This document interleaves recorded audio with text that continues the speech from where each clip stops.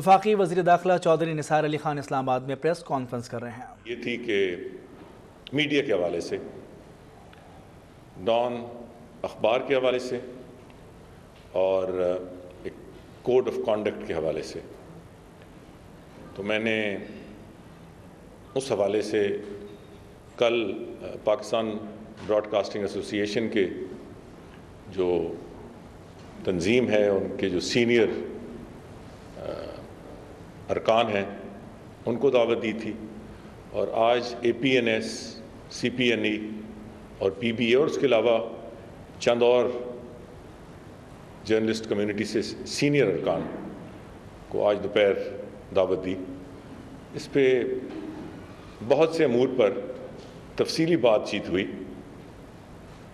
जिसमें media, government relations, media के issues,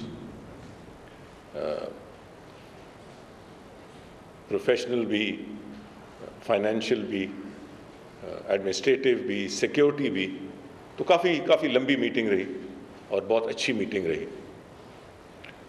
उसके साथ साथ जो 1 पॉइंट एजेंडा था, उस पर डिस्कशन हुई और उसके नतीजे में ये फ़ैसला हुआ कि अव्वल तो वहाँ एक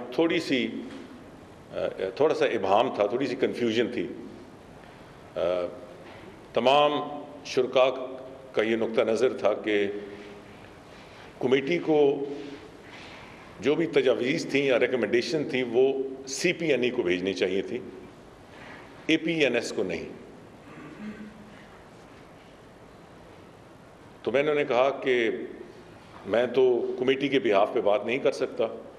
कमेटी ने इन इट्स विजडम बहर सूरत ये APNS को भेजे हैं, तो मेरा ये ख्याल है कि हम सब मिल के इन रिकमेंडेशंस को आगे लेके चलते हैं। उस पर APNS, CPNE और PBA मिलकर इन रिकमेंडेशंस पे गौर करें।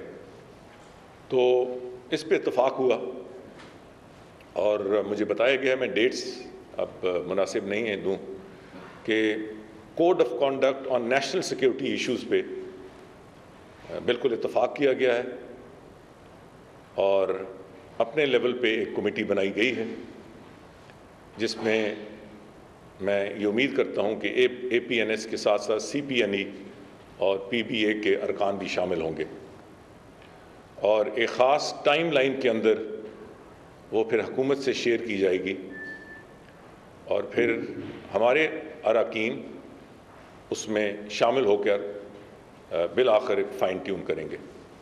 तो ये एक अच्छी पेशरफ्त है और मैं आपके तवस्सुत से मीडिया के तमाम जो रिप्रेजेंटेटिव ऑर्गेनाइजेशंस हैं उनका शुक्रिया अदा करना चाहता हूँ। कोई एक भी पॉइंट ऑफ कॉन्फ्लिक्ट नहीं था, कॉन्फ्लिक्ट तो शायद सख्त लफ्ज़ है, कोई point of difference of opinion भी नहीं था और हर एक ने इस बात से इत्तफाक किया कि हमने मिल के चलना है, क्लैरिटी लानी है, कोऑर्डिनेशन में बेहतरी लानी है। और मेरी तजवीज़ ये थी कि हम हर 2 या 3 महीने ऑन अ रेगुलर बेसिस ये मीटिंग्स रिप्रेजेंटेटिव ऑर्गेनाइजेशंस मीडिया के उनके साथ करेंगे, जिसमें सीनियर मिनिस्टर साहबान भी उस मीटिंग में शामिल होंगे, ताकि जो ऑनगोइंग इश्यूज़ हैं उनको एड्रेस किया जा सके और कोई खुदा न खास्ता बर्निंग इश्यूज़ हैं तो उनको डिफ्यूज़ किया जा सके।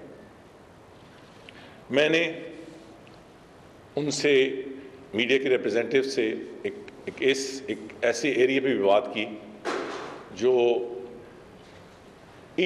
मीडिया के मुतालिक नहीं है, मगर पिछले चंद दिनों से ये एक हॉट टॉपिक बना हुआ है और ये है सोशल मीडिया।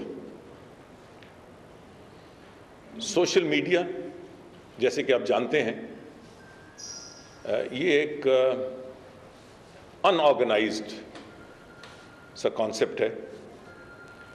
कोई अपनी एक आईडी कंसीव कर सकता है, बना सकता है, किसी नाम से, गलत नाम से, सही नाम से, मुसलमान नाम से, गैर मुसलमान, जो मर्जी नाम दे दें और उसके ऊपर जो मर्जी है लिख सकता है और सर्कुलेट कर सकता है। सोशल मीडिया की अहमियत का मुझ समेत हर एक को एहसास है, मगर जिस तरह हर इदारा, हर डिपार्टमेंट, हर ऑर्गेनाइजेशन, हर हुकूमत, हर अपोजिशन के कुछ रूल्स हैं, कुछ SOPs हैं, अकाउंटेबिलिटी है, वो सोशल मीडिया में नहीं है। सो जहां सोशल मीडिया की एक इंतहाई अहमियत है, वहां ये भी अहम है कि इसमें हम फ्री फॉर ऑल सिस्टम को परवान ना चढ़ने दें, क्योंकि सोशल मीडिया की बहुत रीच है, बहुत दूर तक इसकी पहुंच है, बहुत दूर तक लोग इसको पढ़ते हैं, एब्जॉर्ब करते हैं और पब्लिक ओपिनियन इससे बनती है। तो मैं लंबी तफसील में नहीं जाना चाहता, ये मेरे परव्यू में, मिनिस्ट्री ऑफ इंटीरियर के परव्यू में नहीं आती। अब किसी हद तक आई है जब से FIA को साइबर क्राइम विंग के हवाले से इख्तियारात दिए गए हैं, मगर जब बहुत सारा nonsensical blasphemous material social media पे आया, तो वज़ीर आज़म साहब ने मुझे ये हिदायत दी और डायरेक्शंस दी कि मैं इन मामलात को कंट्रोल करने में और इनका मदावा करने में रोल अदा करूं। इसी दौरान अदलिया की तरफ से डायरेक्शंस ज़ाती तौर पर मुझे आए।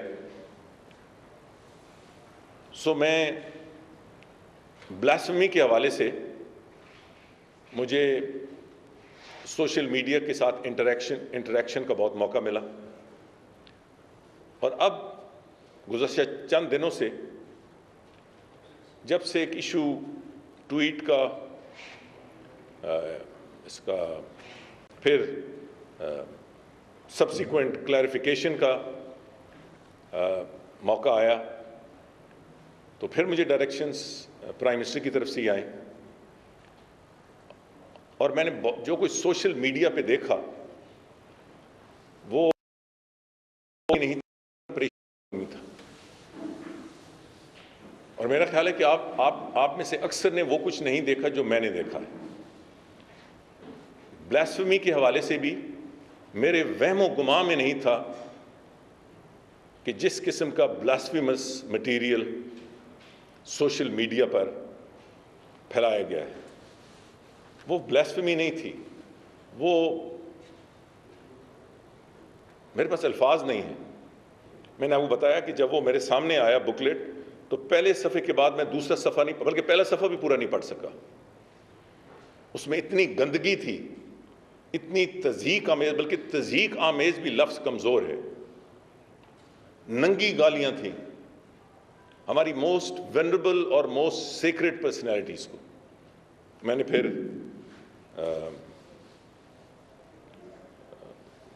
मुस्लिम मालिक के सुफरा को भी यहाँ ही इसी हॉल में बुलाया, और इस पे हम बहुत सारा पेशरफ्त कर रहे हैं इंशाल्लाह। और वो at the platform of OIC। Pakistan ने अब अपने लेवल पे बहुत कुछ किया, और उसी का नतीजा है कि बहुत सारी जो ये ब्लास्फेमस पोस्ट थी वो ब्लॉक हो गई। फेसबुक ने हमसे तावन किया, और जो सर्विस प्रोवाइडर्स हैं उन्होंने हमसे तावन किया, और ये ब्लॉक हो गई। मगर मुझे उस वक्त भी अफसोस है, मैं कम बात करता हूँ इमरान खान की, मगर जब मैंने कहा था, मेरे ये अल्फाज थे कि हमारे ईमान से बढ़कर हमारे लिए कोई चीज़ नहीं, और अगर ये लोग बाज ना आए तो हम सख्त तरीन एक्शन लेंगे। मैंने ये नहीं कहा बंद करेंगे, मगर एक ऑप्शन होता है। तो दूसरे या तीसरे दिन PTI की तरफ से आया कि हम तो सड़कों में निकल आएंगे। मेरा ख्याल है कि वो अगर मुझसे बढ़ के नहीं तो मेरे जितने ही मुसलमान हैं, एक नज़र उस ब्लास्फेमस मटीरियल को पढ़ ही लेते या देख ही लेते, तो फिर उनको ये धमकी देने की ज़रूरत पेश ना आती। पिछले चंद हफ्तों से, 2 हफ्तों से पाकिस्तान की फ़ौज के हवाले से जो तज़हीक आमेज़ पोस्ट सामने आई हैं, मुझे यकीन है, मतलब मैं तो यही कह सकता हूं कि पाकिस्तानी अपनी फ़ौज के बारे में इस किस्म की पोस्ट्स की तशरीह नहीं कर सकता। और एक तरफ हम एक बहुत मुश्किल सूरत हाल से दो चार हैं, जहाँ हम अपनी सिक्योरिटी की जंग, अपने मुस्तकबिल की जंग लड़ रहे हैं। रोज़ाना के हिसाब से पाकिस्तानी की फ़ौज, पाकिस्तान की सिविल आर्म फोर्सेस, पुलिस अपनी जानों का नजराना दे रही हैं। और दूसरी तरफ इस किस्म की तज़हीक आमेज़ पोस्ट ये किसी सूरत भी काबिल कबूल नहीं है। तो मैंने इस पर ज़िम्मेदारी समझी अपनी कि मैं FIA को कहूँ कि इस मामले की तह तक जाकर हक़ाइक़ को सामने लाकर मुनासिब कार्रवाई की जाए। और वो अफसरान भी शामिल हैं और मीटिंग का रिकॉर्ड भी शामिल है। मेरे ये अल्फाज थे कि किसी ग्रुप से भी इन लोगों का ताल्लुक हो, किसी सियासी पार्टी से, और मैंने कहा खा वो मेरी पार्टी से ताल्लुक हो, खा अपोजिशन पार्टी से हो, खा हुक्मरान पार्टी से ताल्लुक हो, उनके खिलाफ कार्रवाई होनी चाहिए। तो उस हवाले से पिछले चंद दिनों में 27 IDs आइडेंटिफाई हुई। इनमें से 8 अशखास की आइडेंटिफिकेशन हुई जिन्होंने चंद ये IDs पोस्ट की थी। उनमें 6 को इंटरव्यू किया गया। बकिया से अभी इंटरव्यूज का सिलसिला जारी है। अभी तक कोई अरेस्ट नहीं किए गए, कोई हरासमेंट नहीं हुई, कोई क़यामत नहीं आ गई। मगर ऐसे लगता है कि social media is under attack. Social media is not under attack. Pakistan का कानून, पाकिस्तान का आइन सोशल मीडिया के जरिए अंडर अटैक है। पाकिस्तान के वैल्यूज अंडर अटैक हैं। शराफत, decency, that is under attack, not by the social media, sections of the social media. अगर एक पॉलिटिशियन करप्ट हो या बदनाम हो तो सारे पॉलिटिशियंस को बदनाम नहीं गिरदाना जा सकता। अगर एक मीडिया की किसी शख्स की गलती हो तो हम ये नहीं कहते कि सारे मीडिया के लोगों पे अटैक हो रहा है, and so on and so forth. So इस मसले को कंफ्यूज ना करें। सोशल मीडिया पे कोई कदगन नहीं लगाई जा रही, मैं आपको यकीन दिलाता हूं। मगर एक मादर पिदर सोशल मीडिया भी किसी मुअज़्ज़ब जमहूरी मुल्क के लिए नाकाबिले कबूल है। मैं हैरान हूं कि चंद सर्कल से ये बात की जा रही है कि अगर ये फलां बंदा पकड़ा गया तो फलां बंदा पकड़ा गया, अगर न रोका गया तो हम ये कर देंगे। जिसने कुछ करना है करे, हम कोई गैर कानूनी काम नहीं कर रहे। ये कौन सा कॉन्सेप्ट है सोशल मीडिया का कि जफर इकबाल झगड़ा साहब का फोटो एक सिटिंग चीफ जस्टिस से मंसूब करके उसे गलत रंग दिया जाए और कहे ये आज़ादी राय है। एक और जज साहब की इतनी तज़यीक की जाए सोशल मीडिया पे जो बायस शर्मिंदगी हो। फौज पे ऐसे ऐसे उनको लक़ब दिए जाएं जो बायस शर्मिंदगी हैं। इसी सोशल मीडिया से हमारे सेक्रेट तरीन जो हस्तियां हैं उनकी वो ब्लास्फेमस नहीं, जैसे मैंने कहा कि अल्फाज नहीं हैं।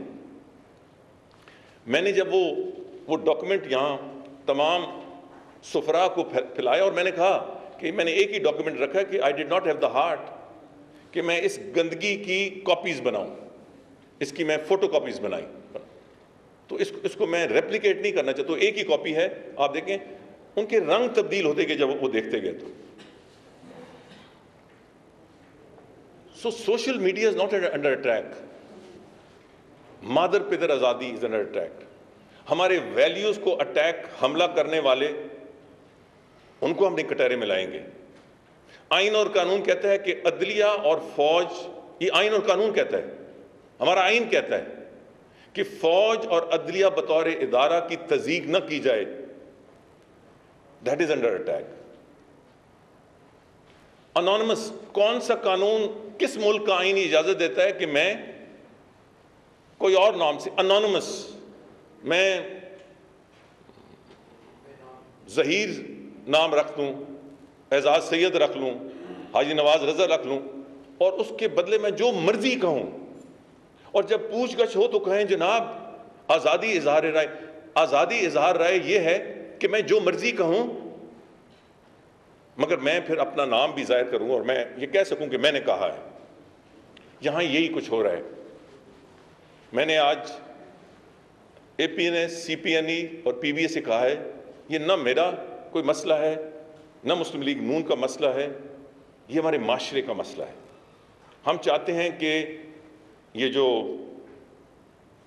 सोशल मीडिया ये और तरक्की करे, मगर ये कुछ ज़ाब्ते के मुताबिक करे, और इस पर मुझे अक्रॉस द बोर्ड उन्होंने सपोर्ट दी है। मुझे अफसोस है कि चंद एडिटोरियल्स मैंने आज देखे हैं, मुझे यकीनन अफसोस हुआ है। एडिटोरियल्स आप लिख सकते हैं, मगर हकायक तो देखें। क्या कोई बंदा अरेस्ट हुआ है? अब नहीं हुआ। ये जिन बंदों से पूछगछ किए, इनको ये भी इजाजत थी कि अपने वकील साथ लाएं। मुझे इन अशखास में से एक बंदा बता दें जिनको सख्त जबान से बात की हुई, एक बंदा खड़ा होकर कहे कि मुझसे करख्त या तल्ख लहजे में FIA वालों ने बात की। PTI वाले कहते हैं हमारे लोग, मुस्लिम लीग नून के लोग हमने पकड़े, और भी जिस पार्टी, इसका पार्टी से ताल्लुक नहीं है। और आप ये भी देखें कि जिस दिन से वो कहते हैं ना कोई कार्रवाई ना करें, जिस दिन से ब्लास्फेमस जो पोस्ट हुए और हमने कार्रवाई शुरू की, इस तरह नीचे आ गए। अब तो नहीं आते, इक्का दुक्का आते हैं, उसको हम फौरी रिएक्ट करते हैं जहां भी हमें इत्तला होती है। पहले लगता था कि एक एंटी मिलिट्री की एक तूफान आ गया है। जिस दिन FIA इंक्वायरी शुरू की, अब किधर है?